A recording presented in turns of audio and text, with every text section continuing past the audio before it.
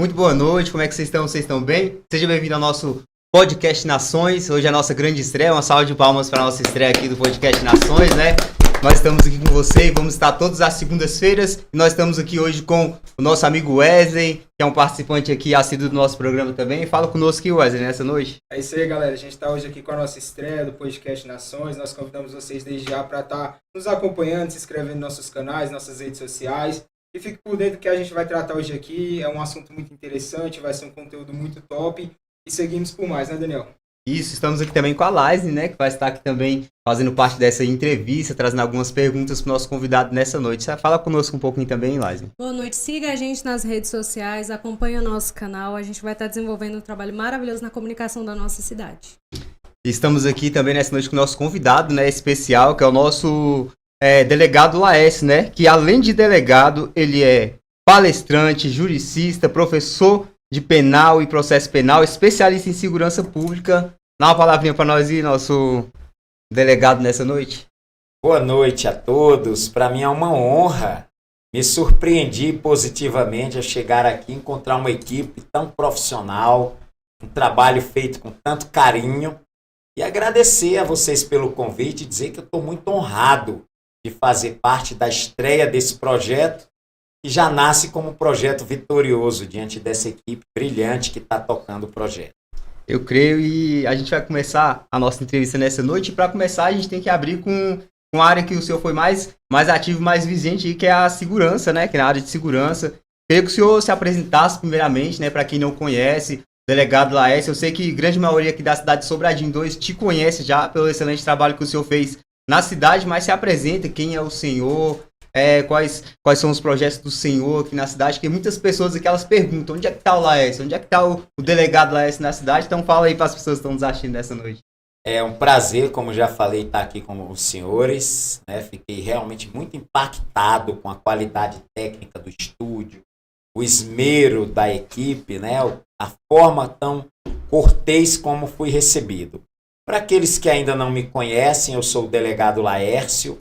Eu estive à frente da 35ª Delegacia de Polícia, que atende Sobradinho 2 e Fercal, ao longo dos últimos quase 5 anos. Recentemente fui transferido dessa unidade, mas o meu coração continua por aqui, por Sobradinho 2. Eu tenho 26 anos na carreira de delegado de polícia, carreira essa que eu abracei com muito orgulho, com muito entusiasmo.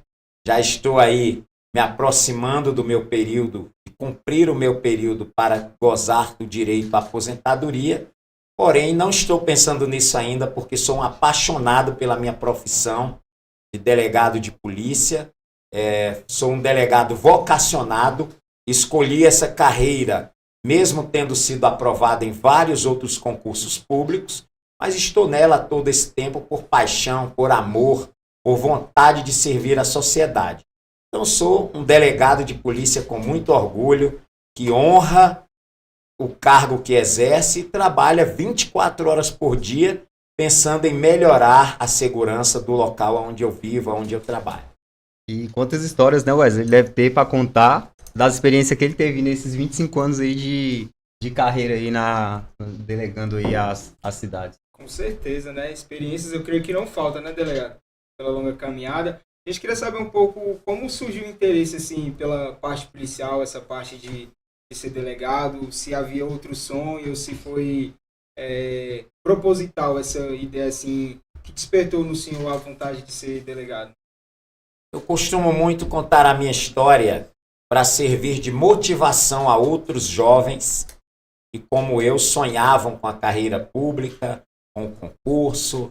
No meu caso, desde os meus primeiros tempos na faculdade, a nossa faculdade tem uma duração de 5 anos, é o curso de Direito, no Brasil inteiro dura 5 anos, e é muito comum os jovens já nos primeiros anos se encantarem com carreiras que são historicamente mais consolidadas e até que aguçam a vaidade do jovem estudante de Direito. Juiz, promotor, procurador da República, essas são as carreiras que aguçam mais a vaidade.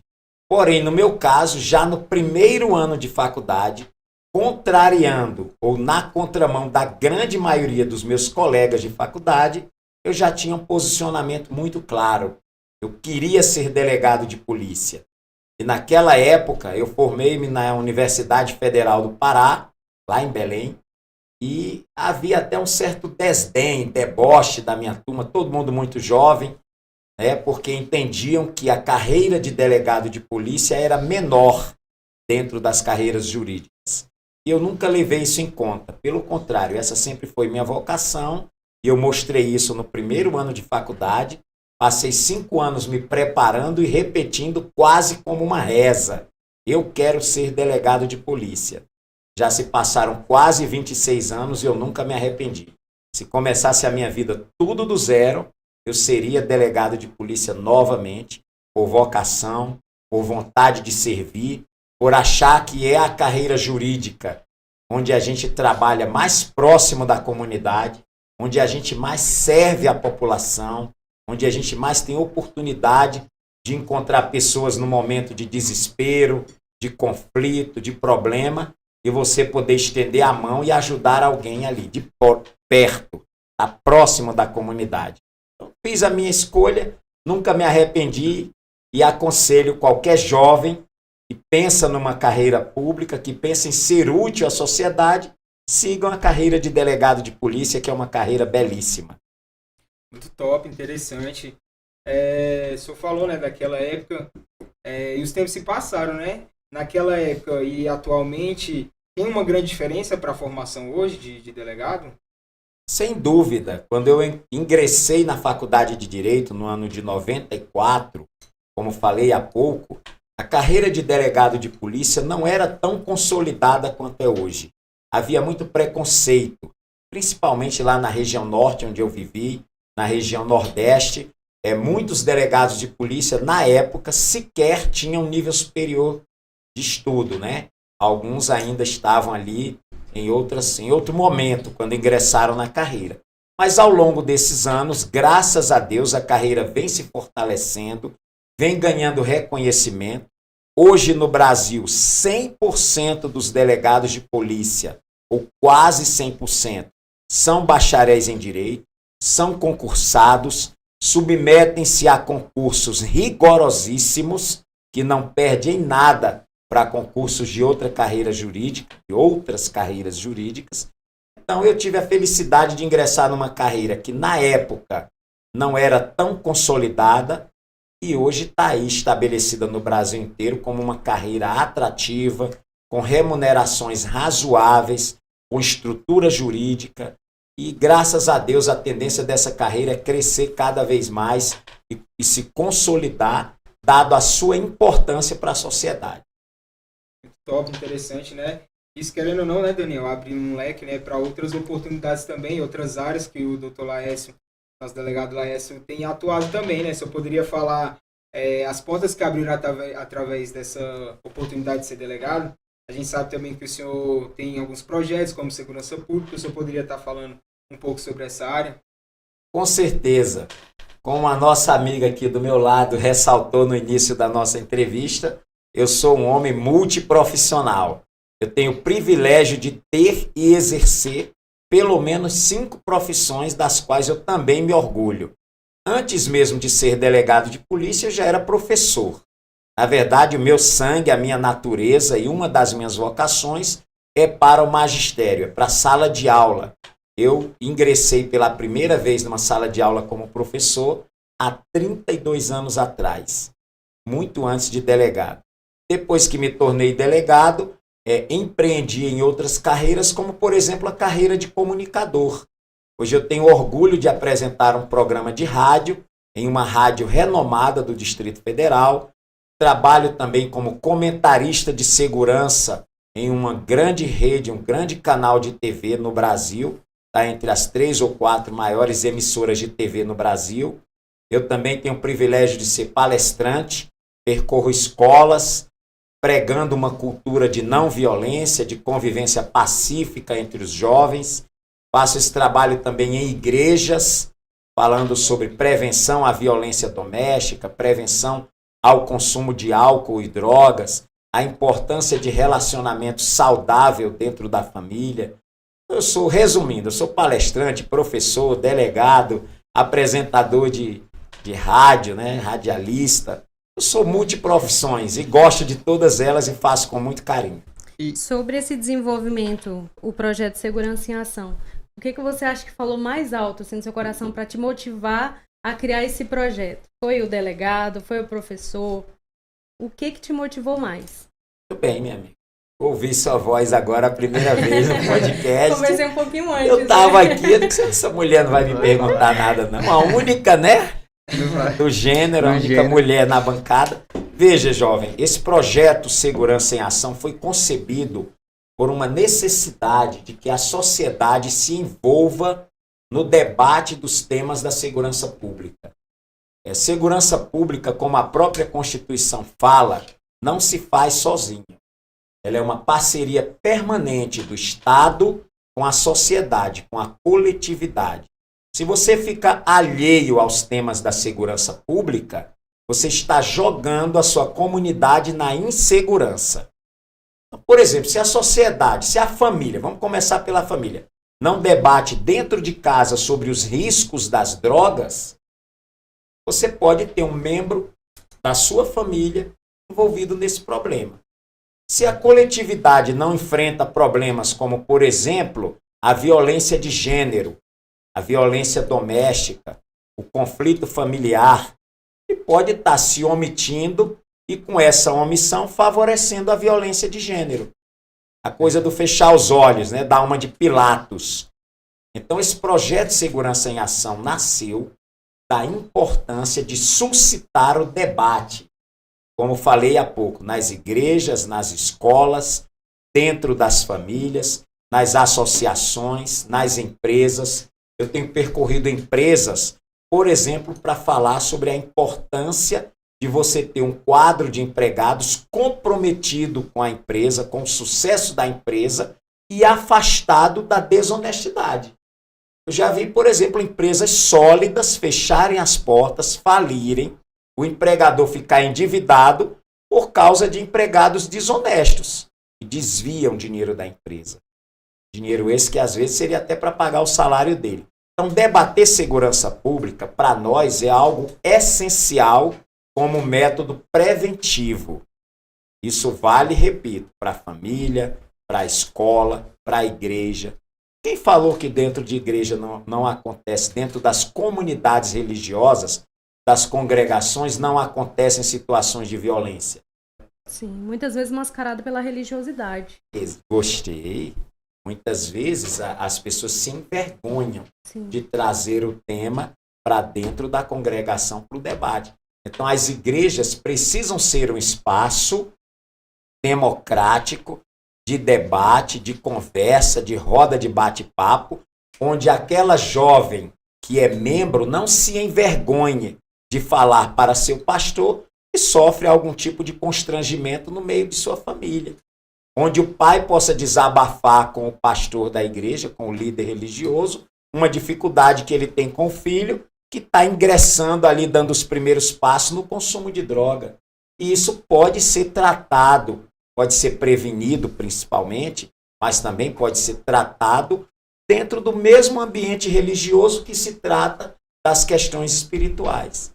Então, o projeto Segurança em Ação, ele abrange todas essas nuances e proporciona todos esses espaços de fala, de debate franco, sem mimimi, sem constrangimento, sem ideologia radical, sem radicalismos, mas dá às pessoas a oportunidade de falar sobre aquilo que lhe incomoda no contexto da segurança. Hoje você já tem essa abertura, convite para estar levando esse projeto para as instituições, para as ONGs? Já existe isso? Claro, graças a meu Deus.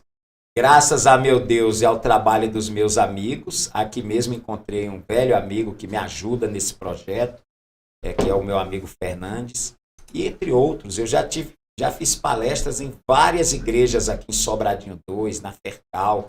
Vi realidades que, mesmo com 26 anos na segurança pública, me causaram surpresa. Então, eu já tenho espaço de fala dentro de dezenas e dezenas de escolas no Distrito Federal. associações comunitárias, por aí vai. Então, é um trabalho que eu já estou fazendo aí há quase 8 anos com grande êxito. Comecei nas escolas, das escolas passei para associações de bairro e hoje estou partindo para uma fase mais avançada, que é debater com pessoas das comunidades religiosas. Eu estou falando religiosa, não estou falando especificamente de determinado público. Então, eu vou a igrejas católicas, paróquias me convidam, centros espíritas já me convidaram. Claro que a prevalência nas igrejas evangélicas, por elas serem mais numerosas e serem mais acessíveis. E até pelos meus vínculos de infância, de nascimento com o povo evangélico. Meu pai é um pastor evangélico. Eu nasci nesse meio. Eu me sinto à vontade, eu me sinto confortável nesse meio. Por isso, frequento mais, com minhas palestras, as igrejas evangélicas. Mas não faço qualquer discriminação de religiosidade. E tendo um pai pastor, você está mais direcionado. Você já sabe mais as dificuldades que tem dentro da igreja hoje para debater certos assuntos dentro da igreja. Com certeza, eu vi muito meu pai no que a gente chama tradicionalmente de aconselhamento pastoral, que é uma das atividades mais belas que são desenvolvidas nas congregações evangélicas, né? Eu vi meu pai reconciliar casais, vi meu pai unir pai e filho que não se entendiam, vi meu pai mediar conflitos de gerações e gerações, avós que não se entendiam com os filhos, com os netos, vi também pessoas, né, trazerem problemas inusitados, como conflitos gerados por crise econômica, uma família que tradicionalmente era muito sólida, se entendia em tudo e de repente se abateu uma dificuldade financeira, o chefe da família ficou desempregado ou quebrou a empresa. Isso tudo ia parar no aconselhamento pastoral da salinha humilde, onde meu pai, com muita paciência, com muita tranquilidade, com muito afeto, que é o principal, muita empatia, apresentava seus conselhos, suas orientações pastorais e fazia com que as pessoas saíssem dali refeitas para refazer suas vidas, para se harmonizar, né? Porque uma vida em conflito, minha jovem amiga, é uma vida muito ruim, tanto do ponto de vista espiritual, como do ponto de vista físico. A própria Bíblia diz isso, vai, reconcilia-te com o teu irmão. É a Bíblia que diz. Verdade. São ensinamentos bíblicos. Então, eu acredito muito nisso. Então, eu entendo que minha formação religiosa me ajuda no meu trabalho como delegado, me ajuda no meu trabalho como professor, como palestrante, então, nesse Eu acredito que a gente tem muito a agradecer ao seu pai, né? Porque Sim. criou ali um mediador de conflito entre a igreja e a lei. Que antes existia uma barreira. Né? Antes a gente endemonizava algumas coisas que, na verdade, a gente deveria se amparar na lei.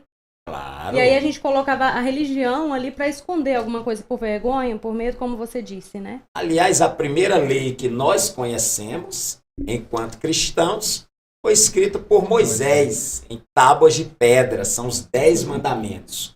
São bíblicos, são históricos, são verdadeiros e são lições de vida para hoje. Toda a legislação que nós conhecemos hoje foi calcada e embasada nos 10 mandamentos de Moisés. Não matarás, não adulterarás, honra teu pai e a tua mãe. Eu estava falando há pouco de violência doméstica. Como é triste para um velho delegado, para um experiente delegado, receber no balcão da delegacia uma ocorrência de pai agredindo mãe, ou de filho agredindo pai. Está lá no Velho Testamento, escrito há milhares e milhares de anos, honra teu pai e a tua mãe, e é o único mandamento que traz consigo um conselho e uma proposta executiva, objetiva. Honra a teu pai e a tua mãe, para que se prolongue os teus dias na terra.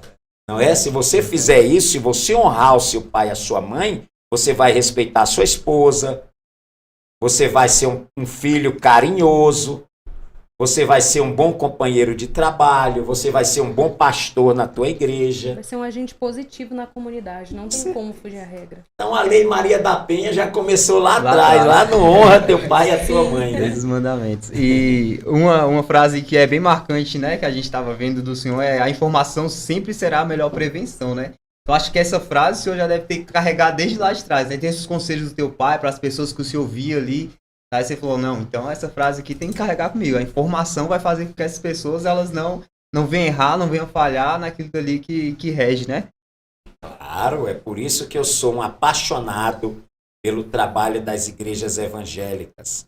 Falei há pouco de todas as religiões. Eu já fui convidado para apresentar meu trabalho em comunidade de candomblé, por exemplo. Eu não faço acepção, respeito a todas as religiões. Então, independente, eu sou um apaixonado pelas pessoas que dedicam a vida a usar o evangelho no ponto de vista da conciliação de conflitos, da superação de adversidades. Quantas pessoas saíram do mundo do crime graças ao trabalho de um pastor evangélico que se dispôs a bater na porta quando o indivíduo acabou de sair do sistema prisional e ninguém estendeu a mão para ele, ninguém achou que ele merecia uma oportunidade, e vai lá, às vezes, um pastor humilde de uma congregaçãozinha de bairro, bate na porta: irmão, o que você está precisando? E ali convence aquele indivíduo a não retornar para o mundo do crime. Da mesma maneira, uma família onde o marido e a mulher não se entendem por questões outras, e aí o trabalho relevantíssimo das nossas congregações, que fazem os trabalhos que tem várias denominações, mas o mais conhecido é Encontro de Casal com Cristo. Não importa o nome que você dá, o que importa é que atinja a finalidade. Então eu vou sempre defender esse trabalho feito pelos religiosos e entendo que a sociedade só não é mais violenta do que já é, graças a esses trabalhos, muitas vezes não reconhecido, não remunerado, totalmente voluntário, totalmente desprendido de vaidade, mas que dá um retorno extraordinário para a sociedade no que tange a divulgar uma forma pacífica de se viver, uma forma harmônica. Entra muito essa ressocialização, né? Ela Claro. tem esse papel bem importante também no meio da sociedade. Voltando um pouco a essa área de segurança pública, a gente vê que o senhor é um delegado que aqui na cidade, falando aqui da cidade mesmo, Sobradinho 2, o senhor, além de ser bem reconhecido, é bem aceito por toda a população. A gente vê que a polícia, ela sempre tem assim, por ela ser ostensiva, as pessoas às vezes têm um pé atrás com o policiamento, com a polícia. O senhor não, o senhor é diferente. Nas pessoas que a gente foi e conversou, elas tinham sempre algo bom para falar do Senhor, algo bom para falar: não, a gente quer ele aqui de volta, quer ele aqui, porque a gente viu as ações que o senhor teve na cidade, até porque o senhor usou muito as redes sociais, né? A gente até queria também entrar nessa fase de redes sociais aqui, porque a gente viu que o senhor postava muito vídeo das ações que o senhor fazia, das prisões que o senhor fazia, e o senhor começou a ter esse envolvimento com a população. A gente vê a importância que é a polícia estar envolvida com a população, porque é vocês que trazem assim, a segurança maior pra gente, né? Então a gente não tem que ter medo, mesmo tendo que ser ostensivo o policiamento, né? A gente vê que o senhor tem uma aceitação muito boa em relação a isso. O senhor quer comentar um pouco sobre isso? Sobre o senhor ter entrado nessas redes sociais, entrado nos canais de internet para ter essa proximidade maior da população? Essa foi a ideia do senhor, quando o senhor começou a postar os vídeos, começou a criar os canais? Sem dúvida, a rede social é uma realidade. A rede social democratizou o acesso à informação, deu voz a quem não tinha voz, ensinou as pessoas a como se precaver contra atos violentos, por exemplo.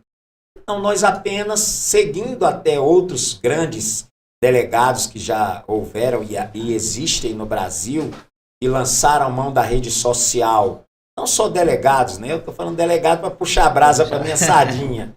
Mas tem policiais militares, por exemplo. Eu estou acompanhando um trabalho de um grupo de policiais militares lá na Bahia, em Salvador. Está fazendo um trabalho espetacular nas redes sociais, dando visibilidade a bons exemplos, né? Mostrando que a comunidade pode caminhar do lado da polícia de mãos dadas. Nós estamos do mesmo lado. Eu sou uma pessoa anticrime, antiviolência. Eu acho que a comunidade, por mais humilde que seja, ela quer e merece viver em paz.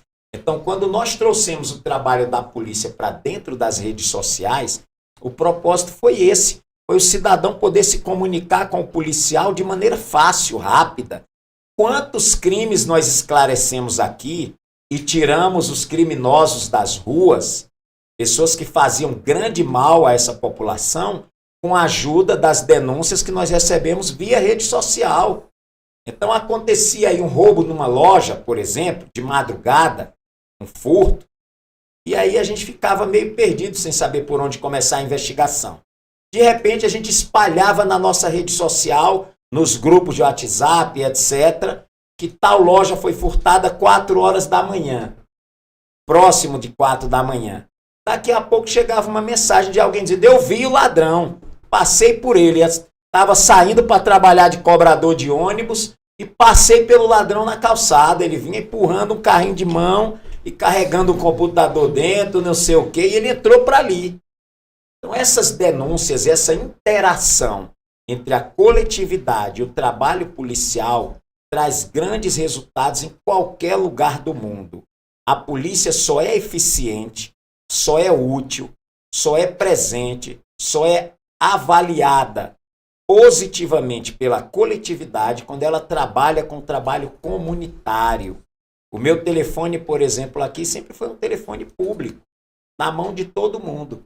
O nosso telefone da nossa delegacia, digo nossa porque ainda me sinto um pouco parte dela, telefone que todo mundo em Sobradinho 2 sempre teve acesso. Precisou, liga que lá vai ter alguém para atender rapidamente.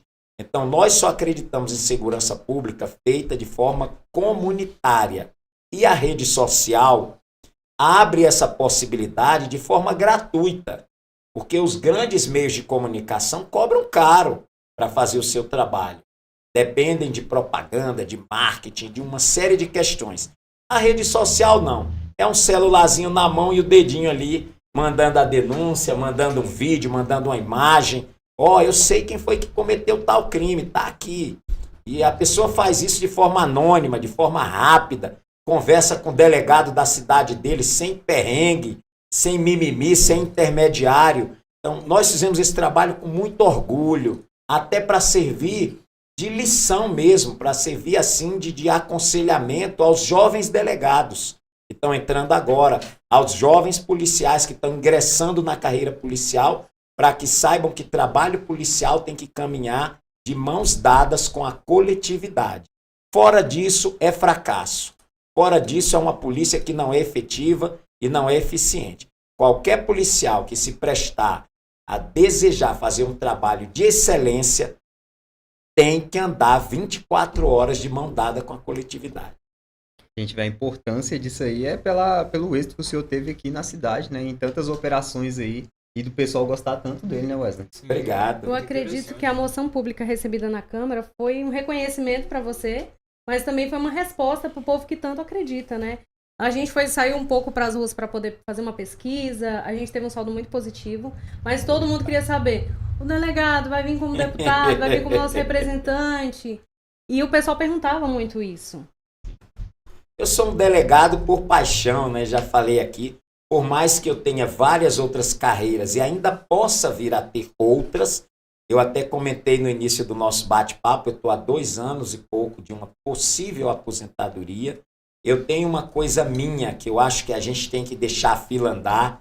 Eu não sou daqueles que completa o tempo e fica aí ocupando uma vaga que pode ser de um jovem, de uma pessoa até muito melhor que eu.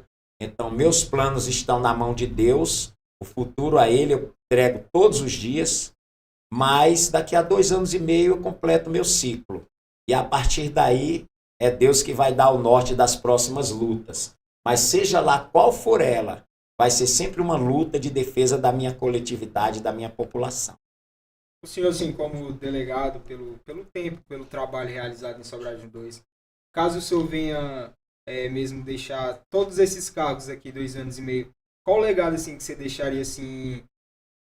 Por essa passagem aqui em Sobradinho 2, pelo trabalho como delegado aqui na cidade? O principal legado que eu deixo é de parceria, né? Como nós estávamos falando há pouco, de uma polícia comunitária, de uma polícia amiga. Eu nunca usei o direito, ou a lei, ou a justiça, ou a arma para fazer vingança, para oprimir pessoas humildes, para perseguir trabalhadores, nunca, jamais. Isso foi uma promessa que eu fiz no dia que Deus me deu a grata satisfação de me tornar um delegado de polícia. Foi nunca usar a lei, nunca usar a justiça, nunca usar o meu cargo, nunca usar o poder das armas para oprimir ninguém, principalmente pessoas humildes, pessoas trabalhadoras. Então, meu legado foi um legado de trabalho pela segurança pública em defesa do cidadão de bem. Quem tem que estar do outro lado é o marginal que escolhe o caminho do crime. Eu tenho muita vontade de ver, já estou vendo muitos policiais com esse mesmo viés, mas eu tenho muita vontade de deixar na minha história escrito que a polícia precisa ser uma polícia amada pela sociedade. Quando eu entrei na polícia, há 26 anos, a polícia era temida, inclusive por pessoas de bem. Eu cansei de estar fazendo uma operação na rua, uma blitz, e a pessoa parava assustada. E agora, o que é que vai acontecer? E eu chegava ali, tranquilizava, boa noite, tudo bem, como é que vocês estão? Tá tudo certo? E a pessoa, como assim? Né? Esperava aquela coisa truculenta, pesada. Então, a polícia que eu imagino é a polícia que impõe afeto à sociedade. E a pessoa olha e diz, agora eu estou bem, a polícia está por perto. A polícia chegou, agora está tudo tranquilo. Não a polícia que impõe medo. Então, essa mudança no conceito de segurança pública é o maior legado que eu quero deixar quando eu encerrar minha trajetória como delegado de polícia. Como acabei de dizer, eu sonho com uma polícia que seja amada e não temida.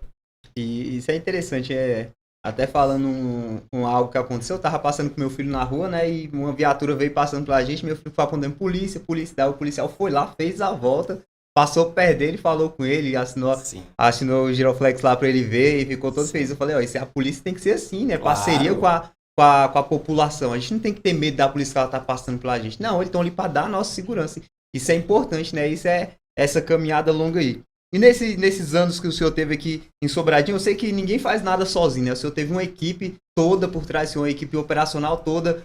Hoje, não estando aqui na frente da delegacia, e essa equipe do senhor? O senhor ainda tem contato com eles? Ainda dá saudade de estar nas operações com essa equipe? Fala um pouco pra gente. Ainda bem que você, meu nobre amigo, puxou esse assunto, porque eu falei muito de mim, mas eu quero ressaltar de forma veemente o que você acaba de me dar a oportunidade de falar. Ninguém trabalha só, ainda mais em segurança pública. Eu tive foi a sorte, a felicidade, a bênção de Deus de ter tido sempre, ao longo dos meus 26 anos, equipes de trabalho muito sérias e que acreditavam muito e que acreditam muito na minha forma de trabalhar.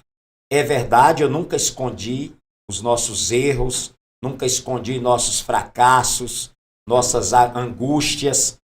E houveram alguns companheiros de luta que tiveram que abrir mão, ir para outra equipe, que ele se adequasse melhor, por não se adaptar ao nosso sistema de trabalho. Esse sistema parceiro da coletividade, ouvindo todo mundo. E houveram alguns casos de colegas que preferiram trilhar outros caminhos. Mas a grande maioria dos meus colegas que permaneceram conosco na nossa equipe, não só aqui em Sobradinho 2, mas no Paranoá, onde eu trabalhei mais de 5 anos, em Planaltina, onde foram 12 anos de trabalho. Eu tive a felicidade de trabalhar em Planaltina, na época, na melhor delegacia do Distrito Federal, de longe a melhor, que era a 16ª DP de antigamente. Então, Deus foi guiando meus passos e eu fui tendo equipes por onde passei muito comprometidas. Então, nós éramos apenas a cabeça da história. Nós puxávamos o bonde. Nós puxávamos, olha, por aqui que nós vamos. Mas eu tive a felicidade de ter colegas extremamente dedicados e comprometidos com a causa da segurança pública. E foi isso que fez com que, nas palavras da minha amiga aqui do lado, fizesse com que boa parte da coletividade entendesse que o nosso trabalho foi bem feito. Muito interessante. Doutor Laércio, a gente sabe que o trabalho da Polícia Civil é um trabalho muito inteligente, né? Que requer muita inteligência, e o senhor aqui na nossa comunidade não só foi um delegado que esteve sentado, né, numa cadeira, mas nós, como os moradores também daqui da comunidade, pudemos presenciar, né, o senhor nas ruas também, delegando algumas ocorrências. E o Daniel, ele tocou num assunto interessante sobre a equipe do senhor, tudo, querendo ou não, requer uma qualificação muito grande. Em uma situação assim, de uma ocorrência assim, de sair para uma operação assim, qual assim, o principal ponto assim que vocês têm que ter em mente para poder ir para as ruas assim, realizar uma operação? A primeira coisa é fazer um estudo do caso com o qual você vai se deparar. A gente chama isso aí de briefing. É uma expressão técnica. Fazer o levantamento minucioso do cenário no qual você vai se envolver. Então, só para dar um exemplo, imaginemos, graças a Deus em Brasília isso quase não acontece, um assalto a banco. Normalmente, ladrões de banco, assaltantes de banco, são criminosos extremamente armados e que já têm uma carreira no mundo do crime longa. Não é inexperiente, não são novatos. Então, aconteceu um assalto a banco, você vai montar uma equipe para investigar aquilo, para combater aquilo ali, você tem que saber do cenário com o qual você vai se deparar. Você vai, por exemplo, fazer uma investigação de tráfico internacional de drogas, onde há uma informação de um volume alto de drogas armazenado em determinado ponto. Você já sabe que aqueles traficantes estão prontos para tudo, até porque eles querem preservar o patrimônio. Droga é coisa muito cara, ele deve para alguém, muitas vezes, lá fora do Brasil. Se ele perde aquela droga, ele pode perder a vida também. Não para a polícia, para o cara que entregou aquela droga. Então, a primeira medida é você fazer um estudo de cenário. Que tipo de crime você vai estar investigando? Quem são os possíveis envolvidos naquele crime? Qual o grau de violência deles? Qual o grau de afoitamento? Até que ponto eles estão dispostos, por exemplo, a um enfrentamento à bala? Então, esse estudo de cenário e de circunstâncias com o qual você vai se deparar vai definir o êxito da operação policial e a preservação da vida dos seus policiais. Porque você não pode arriscar perder um policial num cenário desse. Então, estudar meticulosamente cada passo, cada circunstância que está envolvendo ali, vai definir o sucesso da operação e a preservação da vida dos seus policiais. Também da população, né, que está em volta muitas vezes. Muito bem, próximo, né? Muito bem, gostei. Principalmente, eu diria, né, preservar os inocentes, as pessoas que estão ali nos arredores e que não podem ser atingidas, não podem sofrer ali nenhum tipo de efeito colateral. Top. Dentro de Sobradinho, assim, quando o senhor atuou como delegado, assim, qual era o maior índice assim, de criminalidade? Era na parte do tráfico, de roubo, de furto? Você foi na veia. Os crimes mais frequentes em Sobradinho 2, disparados, são tráfico de drogas, né? Tem muita boca, não falta boca de fumo aí em cada quadra. E também a questão dos crimes patrimoniais, furto e roubo. O roubo é aquele que se comete mediante violência, muitas vezes emprego de arma, existe ali um contato físico entre a vítima e o assaltante, o ladrão. E o furto, que é aquele crime mais sorrateiro, normalmente sem violência. O cara aproveita um descuido seu, furta teu carro, ou de madrugada arromba a porta de uma loja e furta os objetos. Então esses são os crimes mais frequentes aqui na comunidade. Furto, roubo, tráfico de drogas. Mas também temos um número muito alto de violência doméstica, agressões que ocorrem no meio da família. Esse aí é o coquetel frequente dos crimes aqui na região. E é interessante entrar nesse assunto. A gente vai passar um videozinho aqui com as pessoas que tiveram a oportunidade de fazer uma pergunta para o senhor, trazer a resposta para a gente, mas esse assunto que envolve essa violência da mulher. A gente sabe que o senhor já é vigente também vereador, né? O senhor tem algum plano, trabalha em cima de alguma coisa para tentar combater esse crime para a mulher? Algum amparo de lei, algum projeto? A melhor ferramenta para enfrentar a violência doméstica é a educação. Combater o machismo. Por exemplo, o pai conversando com o filho, ainda na adolescência. 14, 15 anos, começa a mostrar interesse por ter uma namorada, né? Aí senta ele no sofá, meu filho, eu vou lhe explicar como deve ser o convívio, o contato, a convivência. Vai falar sobre as dificuldades nos relacionamentos, e nem tudo são flores. Então, a educação, a base familiar e a prevenção é o grande remédio para resolver a longo prazo, a médio prazo, a questão da violência familiar. A mãe preparando a filha para amanhã, quando ela estiver casada, respeitar o marido, honrar a família, ser zelosa nas coisas de casa, né? O pai conversando com o filho sobre questões patrimoniais, né? Que é mais importante ele pegar o salário dele e gastar com a família dele do que gastar num boteco com bebida, porque muitos conflitos familiares vêm de questão financeira. É o indivíduo que pega o saláriozinho deles lá, que já não é muita coisa, em vez de levar para comprar roupa para os filhos, para manter bem a esposa, pagar as contas de casa, prefere gastar na rua com bagunça. Então, essa coisa da prevenção, da conversa dentro da família, pai orientando o filho, mãe orientando a filha, vice-versa, é o maior e melhor remédio para reduzir os índices de violência doméstica, de violência contra as mulheres. A gente vai para um vídeo aqui agora que tem algumas pessoas fazendo essas perguntas aí, trazendo elogios para o senhor também. Opa! Pode passar aí o vídeo.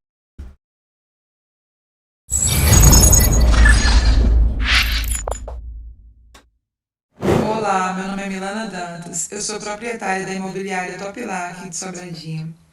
Eu já conheço o trabalho do Dr. Laércio. Na mesma época, ele fazia um brilhante trabalho como um síndico aqui do condomínio RK, onde eu moro. E eu gostaria de saber, Dr. Laércio, se nessa sua busca para ser um representante da comunidade, o que nós podemos esperar da sua candidatura como deputado? Estamos aqui hoje com a Mônica para saber da Mônica o que ela achou da gestão do Dr. Laércio e se ele faz falta para a nossa comunidade. Boa tarde, sim, muita falta. E, assim, ele tá fazendo muita falta mesmo. E aí eu gostaria de saber se ele vai voltar para a comunidade. Cara, a Mônica tem um interesse muito grande em saber a ausência do Dr. Laércio. Dr. Laércio, o senhor pode nos responder isso? O senhor voltará para a nossa comunidade Sobradinho 2? A minha pergunta é: olha mais para a mulher caseira, a mulher doméstica, a mulher que precisa de espaço. Essa é a minha pergunta. Você tem algum projeto que defenda nós, mulheres domésticas? A Andréia fez aqui a pergunta dela, doutor Laércio. A gente quer saber o que o senhor pretende fazer pelas mulheres domésticas, as mulheres do lar. Seu Paraíba, nós queremos saber do senhor também. Se o senhor tem algo a perguntar, uma pergunta para fazer para ele, algo que o senhor deseja falar para ele, ele estará respondendo isso ao vivo para a gente. Não, a pergunta que eu queria responder assim, por que ele saiu daqui? Um delegado tão bom, mesmo, competente, um trabalho excelente, bom delegado, como profissional, como pessoa. E eu mesmo sinto a falta de todo Laércio aqui. É isso, seu Paraíba, ele estará respondendo isso ao vivo pra gente. A gente convidou o senhor a acompanhar amanhã, às 10 horas da noite, ao vivo, pelo canal do YouTube. Nós estaremos com ele e ele estará respondendo. Seu Paraíba, muito obrigado, que Deus abençoe, viu? Tamo junto, hein? Um abraço para o Dr. Laércio.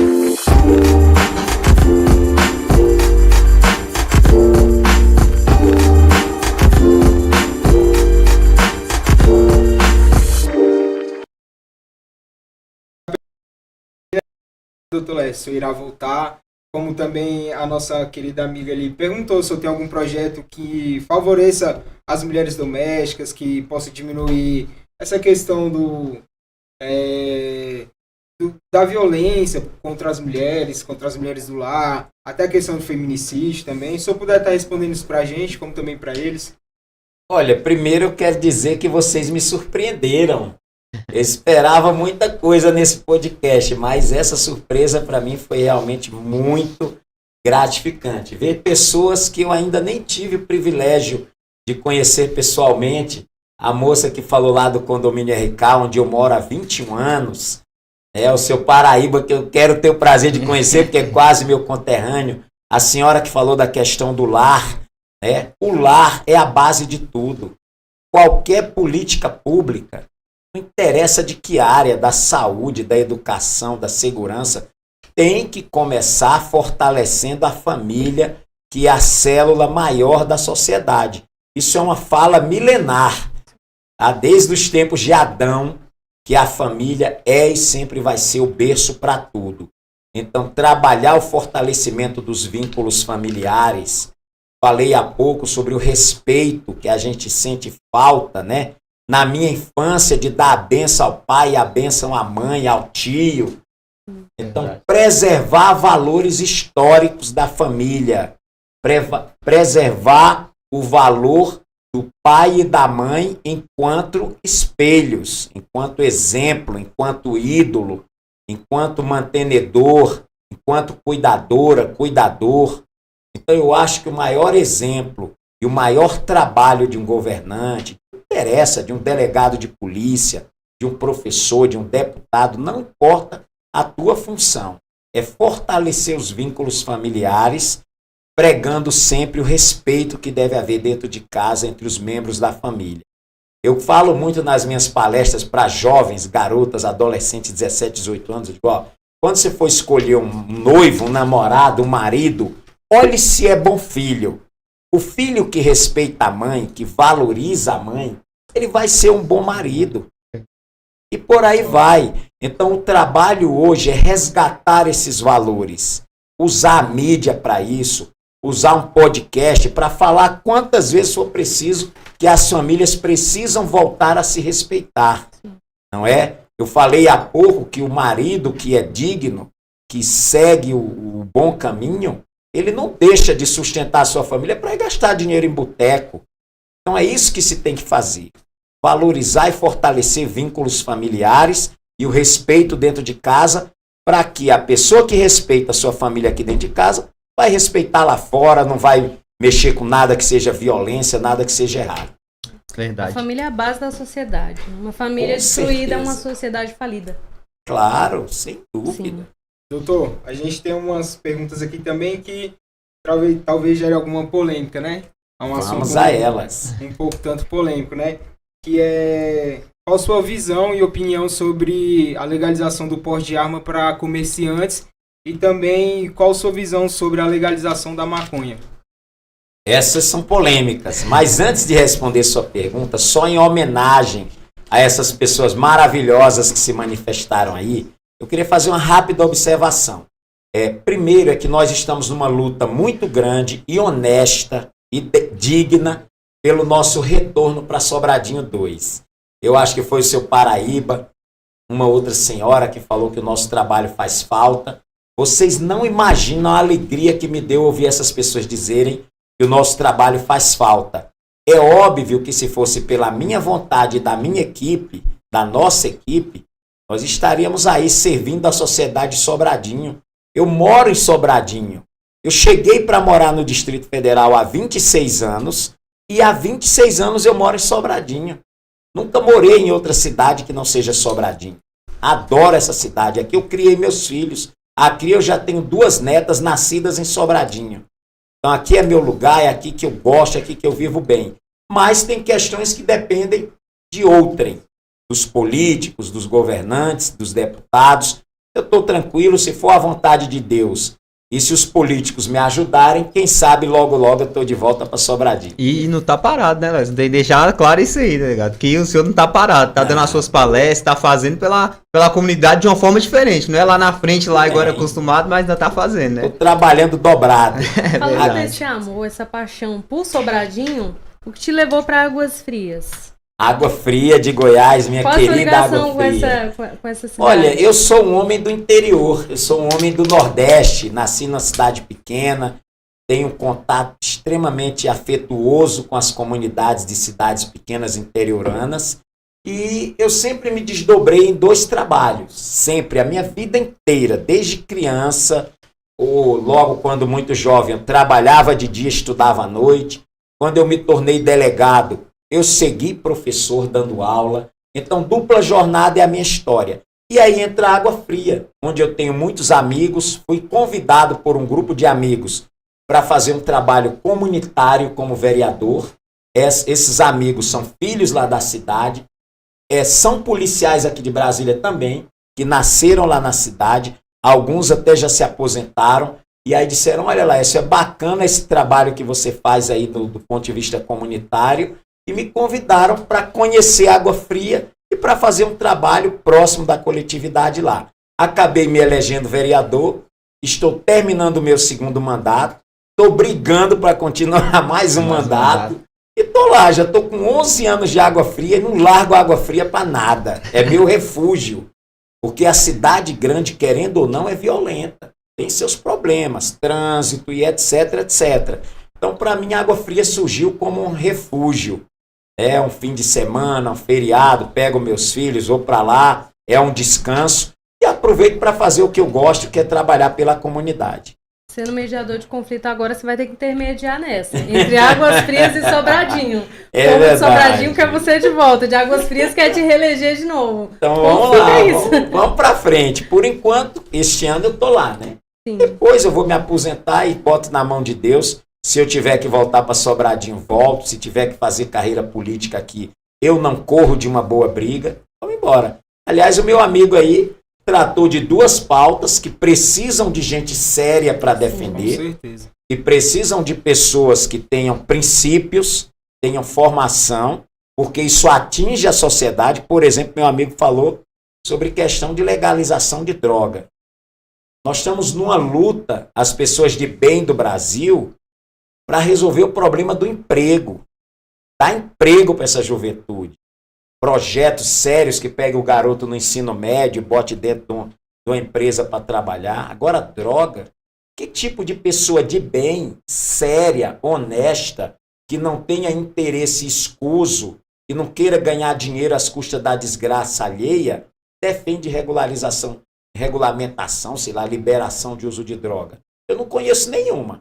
Eu já vi muita gente engravatada aí defendendo liberação de droga para proteger o filho que é viciado em droga, para proteger a ele mesmo que é usuário de droga.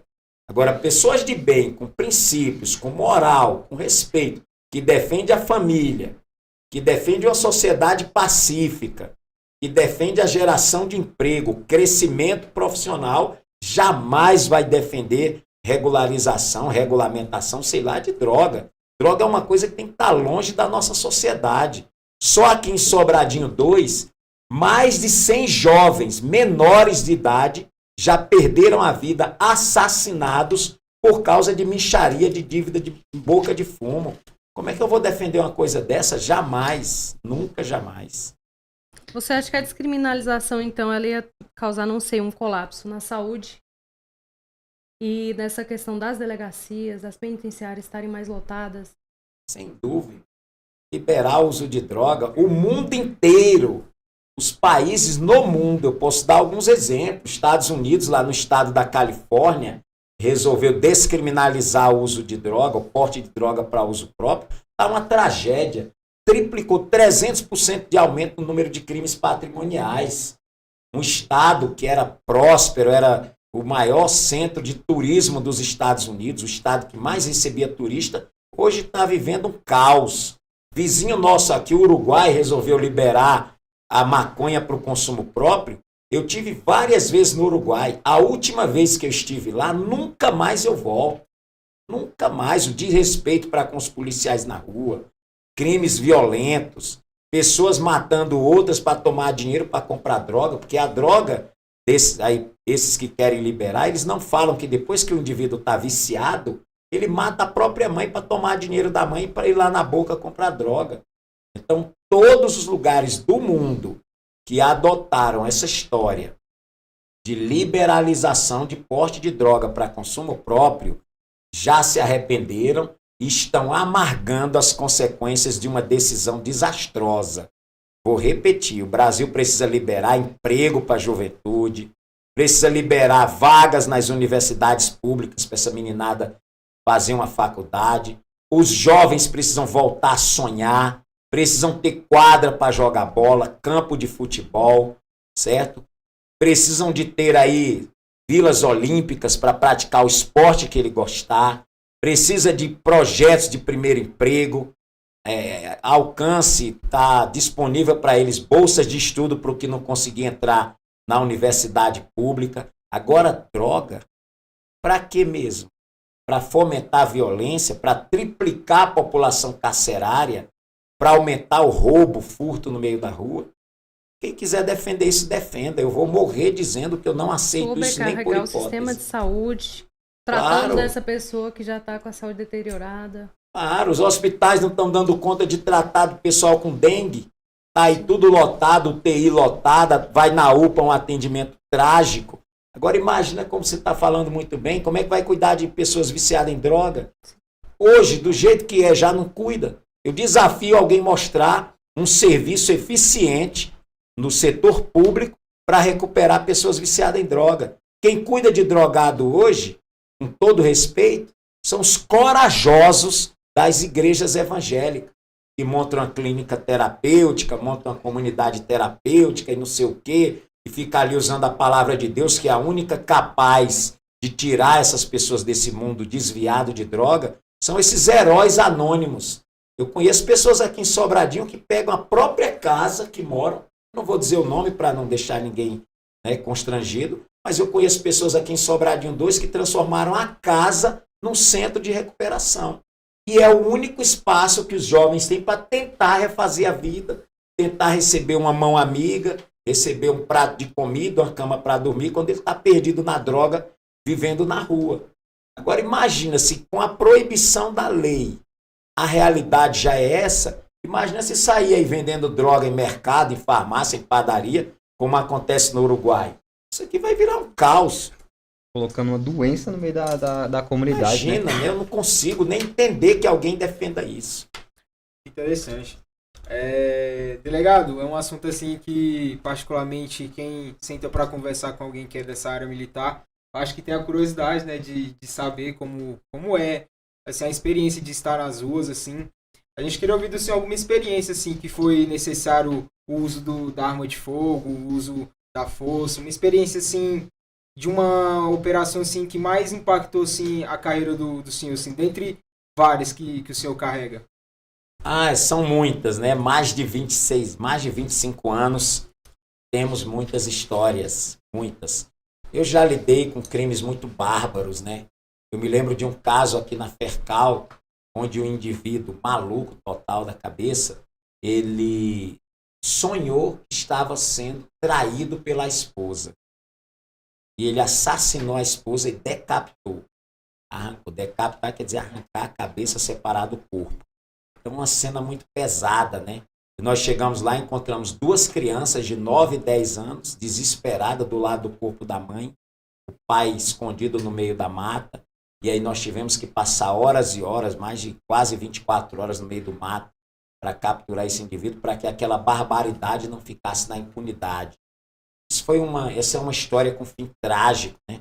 Mas nós já tivemos dezenas de histórias com fins felizes, como a gente trabalhando na delegacia de madrugada, o telefone toca, um casal de idosos lá no setor de mansões desesperado, porque estava ouvindo barulho de marginais arrombando a porta. Chegamos lá, 3 indivíduos armados, já na intenção, haviam planejado assaltar a residência e estavam decididos a matar o casal de idosos. Isso aí, palavras dos criminosos. Graças a Deus e a rapidez como nós chegamos lá, conseguimos prender os 3 indivíduos e evitar a tragédia que eles estavam planejando realizar. Eles sabiam que os idosos tinham muitos bens, muito dinheiro guardado e estavam decididos. Se houver qualquer reação, se negarem a abrir o cofre, entregar dinheiro, entregar joia, vamos matar o casal de idosos. Graças a Deus, é a nossa sorte e a rapidez, como a nossa equipe conseguiu chegar lá, nós evitamos essa tragédia. Então, 26 anos dá para ter muita história. Algumas felizes, outras nem tantas. Mas o nosso trabalho, a gente tem a oportunidade de evitar muita tragédia por aí. Consegue contabilizar quantas prisões nesses 6 anos aí de milhares carreira? E milhares e milhares. Só aqui em Sobradinho 2, em menos de 5 anos, foram mais de 1.000 prisões. Nós fizemos aqui um verdadeiro limpa. Aqui mesmo onde eu estou, nas imediações aqui de onde eu estou, a R19, tinha traficantes aí que traficavam há 10 anos sem ser incomodados, sem nunca ter sido presos. E nós fizemos uma limpa, prendemos centenas e centenas de traficantes aqui nessa região. Só aqui em Sobradinho 2 e na Fercal foram mais de 1.000 prisões. Se contar os meus 26 anos de história, é muita gente na cadeia. E não gera nenhum receio, delegado?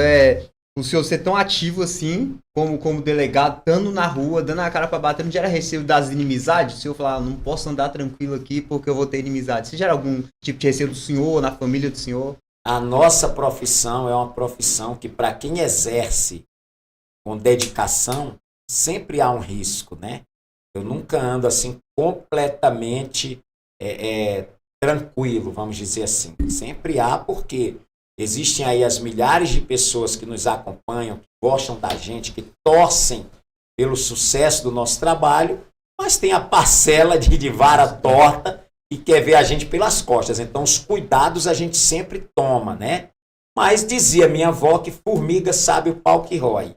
Então, malandro é que tem que ter cuidado comigo.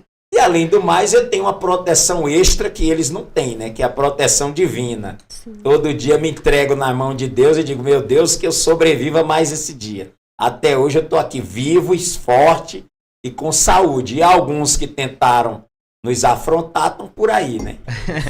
Delegado, assim, alguma situação assim que você não estava propriamente dito em horário de serviço, assim, às vezes você saiu para ir no mercado, você precisou estar na rua resolvendo algo pessoal e você teve que em algum momento ele agir como policial, em alguma ocasião assim como delegado, teve que realizar ali em posição ali da força ali da autoridade de polícia? Muitas vezes. Aliás, a nossa profissão ela é diferente de todas as outras neste quesito. Qualquer profissional, a grande maioria, com exceção de alguns médicos e tal, mas no geral o profissional terminou o expediente dele, vai para casa, tá tranquilo, pronto, agora só amanhã, só segunda-feira. Nós policiais, pela lei, nós não temos horário de trabalho e horário de folga. Nós trabalhamos full time. Inclusive sob pena de responder criminalmente, ser penalizado se nós nos omitirmos. Então nós não temos negócio de dia, de hora, de descanso, nada disso. Se eu tiver, por exemplo, numa fila de supermercado e chegar ali uma dupla de ladrões para assaltar o supermercado e eu ver uma condição favorável para fazer a prisão daqueles ladrões, eu vou fazer. Não interessa se é dia de folga ou o que é. E esse é um trabalho do policial. Ele não deve se omitir, não deve se recusar a exercê-lo em qualquer dia, qualquer hora, em qualquer lugar. E os bons policiais, são muitos os bons policiais, principalmente aqui em Brasília, eles não se omitem. Eu lhe digo até um dado curioso, a maioria das prisões são feitas por policiais em folga, porque o bandido olha e não reconhece ele, né? Por exemplo, o policial militar que anda sempre fardado, quando ele tira a farda dele, uma pessoa comum ali, infiltrada, ali convivendo com a comunidade normal, o ladrão passa por ele, pisa no pé e não imagina que é um policial. E aí ele vai cometer o crime. Quando o policial é desse que tem sangue nos olhos, ele não quer nem saber de folga, ele esquece até da folga. Interessante isso. E assim, alguma situação aqui dentro de Sobradinho 2, assim, o senhor já presenciou alguma operação que foi necessário troca de tiro? Muitas. Aliás, hoje, espero que bem menos, né? Porque nós apreendemos muita arma aqui. Prendemos os criminosos mais violentos que achavam que mandavam no pedaço. Mas, para isso, tem que ter um efeito colateral. De vez em quando tem um que tem que subir, né? Cancelar o CPF, tomar outros rumos. É normal. Hoje menos. Né? É da profissão. Hoje menos. Mas no começo, quando chegamos aqui, de vez em quando tinha um corajoso que inventava de puxar a arma e querer vir com essa brincadeira de trocar tiro. Eu acho que trocar tiro com polícia nunca foi um bom negócio para bandido. Muitas vezes termina ele encerrando a carreira dele de forma precoce, né? Deixar de ser ladrão, que arriscou a profissão dele demais. O senhor tem alguma, assim, testemunho de alguém que vocês já aprenderam, que hoje já trilhou outro caminho? Dezenas e dezenas. Aliás, mais uma vez eu agradeço essa pergunta, a oportunidade de falar sobre isso. As pessoas que não acreditam em ressocialização não acreditam no poder da fé. Tá? Eu gosto muito de brincar chamando os criminosos que eu já aprendi de clientes. Eu tenho clientes que hoje são pastores. Tenho clientes que hoje são professores. Eu conheço um indivíduo que hoje mora ali na comunidade do Vajão, que passou 8 anos morando na Papuda e hoje faz um trabalho comunitário recuperando garotos que estão no mundo da droga e do crime maravilhoso lá na região do Vajão. Então essa história de não acreditar em ressocialização, isso é falta de fé. Não tem um nem dois, não. Tem centenas e centenas de jovens que já foram do submundo do crime e hoje são pessoas brilhantes. Eu posso dar um exemplo nosso aqui. O nosso pastor Darley, que hoje toma conta do projeto Mar Vermelho, do qual eu sou fã total, é uma pessoa que deu muito trabalho à polícia aqui dentro. Eu digo isso porque ele mesmo conta esse testemunho, não guarda segredo, né? Se não fosse isso eu não contaria, mas ele foi uma pessoa que foi canseira aqui para a polícia em Sobradinho 2. E hoje é uma pessoa que dá um testemunho brilhante, recuperando pessoas que estão dependentes químicos. Então, assim, é claro que o percentual não é tão bom como nós gostaríamos. A gente queria ter uma porcentagem maior de pessoas que se recuperassem e abandonassem o crime. Mas dizer que não acontece é pessimismo. Acontece sim e muito. E como conciliar, tá ligado? A gente sabe que o senhor já é vereador, né, em Água Fria, Sim. a gente sabe que o senhor anda em escolas, igrejas, dando palestra, tem um programa na rádio, né, na TV. Como conciliar tudo isso e a família do senhor nessa empreitada do senhor? A família acaba sendo um pouco sacrificada. Isso aí eu tenho que assumir e às vezes falta um pouco de tempo.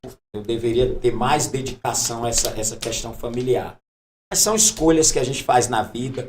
Meus filhos são muito compreensivos, minha companheira sabe da minha luta, sabe dos meus projetos e acaba compreendendo. O que é sacrificante é, para você ter uma ideia, tem dia que eu trabalho de 5 da manhã à meia-noite. Trabalhar 24 horas por dia, para mim nunca foi surpresa. Eu, durante 20 anos da minha vida, eu trabalhei em plantão de 24 horas. Então, durante os plantões, 24 horas trabalhando direto. Terminou o plantão, às vezes ia dar aula, palestra. Então, é bem sacrificante. Mas é o que a gente gosta de fazer. Eu sou viciado em trabalho.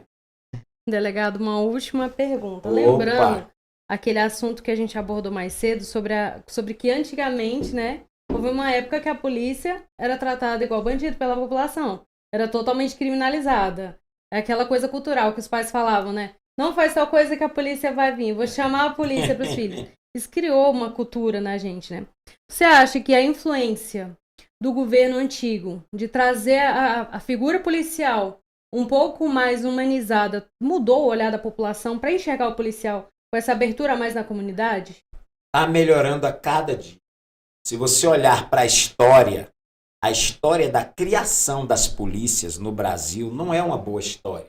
A polícia foi criada há mais de 200 anos para defender o Estado, defender os poderosos e realmente tratava os cidadãos humildes, principalmente, como seres de segunda classe, porque estavam a serviço dos poderosos, das elites, dos governantes.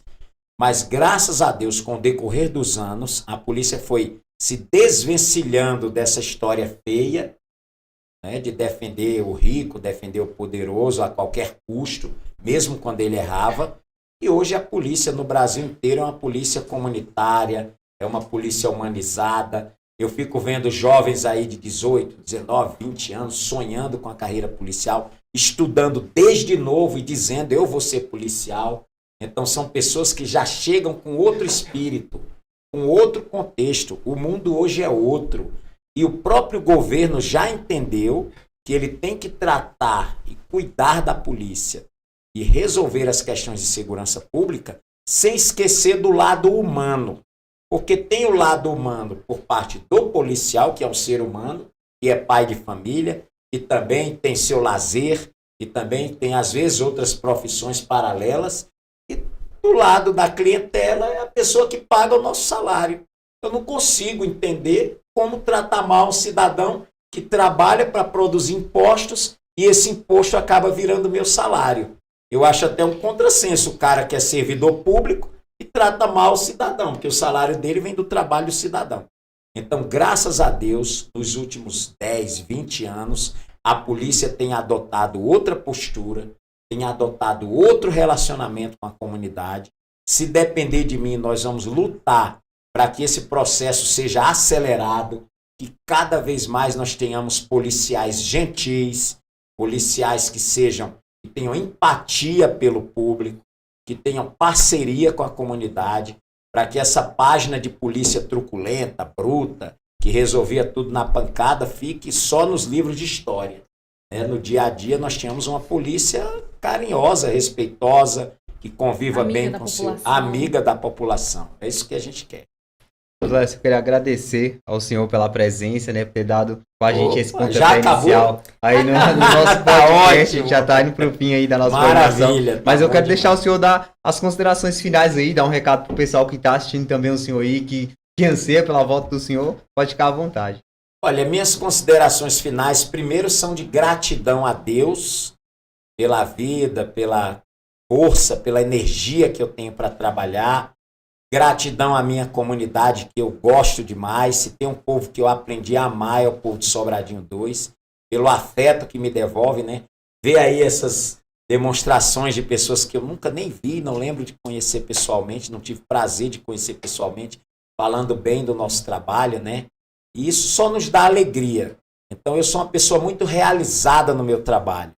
E aí, desejar a vocês aqui do Podcast Nações muito sucesso. Continuem esse trabalho. Isso é um trabalho bacana. Tragam mais pessoas que tenham o que falar. Tragam lideranças positivas. Tragam pessoas que representem a comunidade de maneira, né, positiva, de maneira respeitosa, para que o trabalho de vocês possa ter cada vez mais êxito, possa até inspirar outros grupos a fazerem esse trabalho em outras comunidades, porque vocês estão começando com o pé direito, muito bacana. Olha que equipe maravilhosa, que estrutura, né? Que maneira gentil de receber o convidado. Eu só tenho aqui que pedir a Deus que vocês tenham vida longa e muito sucesso. Delegado, lembrando que a gente está encerrando a live aqui e a gente está correndo com o senhor pro Instagram, tá bom? Ótimo. Tem muita pergunta ali para responder. Maravilha, tô pronto. Então, muito obrigado, doutor Muito Laércio. obrigado. Obrigado a cada um de vocês que esteve nos assistindo aqui nessa noite. Segunda-feira a gente está aqui novamente com o nosso podcast de toda noite. Muito obrigado e boa noite a todo mundo. Na hora de mostrar seu produto e gerar conversão em vendas sem ruídos direto para o checkout, seu produto precisa de um vídeo comercial. Produzi-lo com a excelência e expertise da Sucesso Dom, especialista em vender, engajar e gerar resultados através de suas produções. Mais que um vídeo. Garantimos a entrega de uma peça estratégica de marketing e resultados em vendas. Cuidamos do roteiro, copywriting e sound design, com locução profissional e a produção com o que há de mais moderno e eficaz, seguindo as tendências e necessidades do mercado. Acesse agora mesmo o nosso Instagram, @SucessoDon.